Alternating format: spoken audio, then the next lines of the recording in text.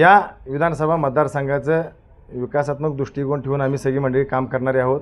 याच्यापूर्वीही केलेलं आहे आणि इथून पुढच्या काळामध्ये मला ते करायचं आहे। निश्चितपणे आज मी या ठिकाणी भारतीय जनता पार्टीचा जिल्हा अध्यक्ष म्हणून माझ्या पदाचा राजीनामा मी दिलेला आहे। येत्या काळामध्ये विधानसभेच्या निवडणुकीमध्ये मी ज्यावेळी उतरेल त्यावेळी निश्चितपणे ते मला यशाचं असणार। आला श्रावण श्रावण दारी हिरवाईचं तोरण। व्रतवैकल्याचा हा श्रावण गोकुळच्या श्रीखंड आणि बासुंदीने आणखी मधुर करूया।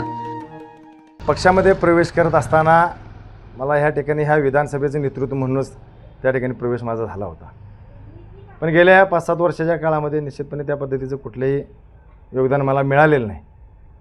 पण या विधानसभा मतदारसंघाचं विकासात्मक दृष्टिकोन ठेवून आम्ही सगळी मंडळी काम करणारे आहोत।